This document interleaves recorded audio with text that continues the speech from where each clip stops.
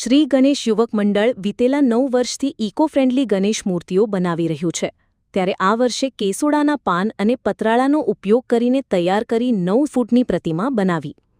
વડોદરા શહેરમાં કારેલીબાગ વિસ્તારમાં આવેલા વલ્લભનગરમાં શ્રી ગણેશ યુવક મંડળે આ વર્ષે ગણેશોત્સવની ઉજવણીમાં એક અનોખી અને પર્યાવરણને અનુકૂળ ગણેશ મૂર્તિનું નિર્માણ કર્યું છે. 9.7 ફૂટ ઊંચી આ મૂર્તિનું સ્ટ્રક્ચર વાંસની લાકડીઓનો ઉપયોગ કરવામાં આવ્યો છે, જ્યારે કેસુડાના પાન અને પતરાળાનો ઉપયોગ કરીને તૈયાર કરવામાં આવી છે, જેમાં લગભગ 7,500થી વધુ પાનનો ઉપયોગ થયો છે. મંડળના સભ્યોના જણાવ્યા અનુસાર આ 9.7 ફૂટ ઊંચી મૂર્તિનું સ્ટ્રક્ચર વાંસની લાકડીઓથી બનાવવામાં આવ્યું છે, જેના પર કેસુડાના પાન લગાવીને ઇકો ફ્રેન્ડલી રીતે તૈયાર કરવામાં આવી છે. શ્રી ગણેશ યુવક મંડળ વિતેલા 9 વર્ષથી ઇકો ફ્રેન્ડલી ગણેશ મૂર્તિઓ બનાવી રહ્યું છે.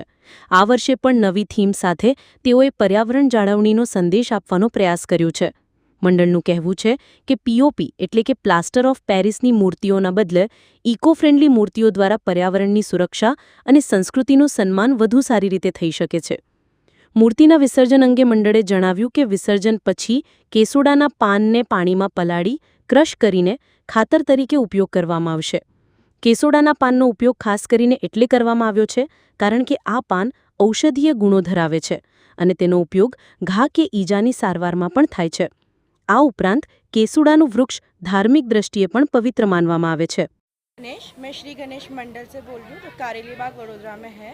हम लोग हर साल इको फ्रेंडली गणपति बनाते हैं. पिछले 9 साल से हम लोग इको फ्रेंडली गणपति बना रहे हैं. इस साल हम लोग ने केसुड़े के पान से गणपति बनाए हैं.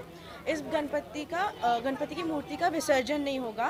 इनके पाँव पे हम पानी स्पर्श करके फिर सारे पान छुट्टे करके उसको क्रश करके हम लोग फर्टिलाइज़र की तरह सारे जितने भी सोसाइटी में पेड़ हैं उनमें यूज़ करेंगे. इससे हम लोग हमारे एनवायरनमेंट की तरफ एक अच्छा कदम उठा रहे हैं और हम सबको यही संदेश देना चाहेंगे कि सब लोग इको फ्रेंडली मूर्ति बनाएं ताकि हमारा एनवायरनमेंट अच्छा रहे.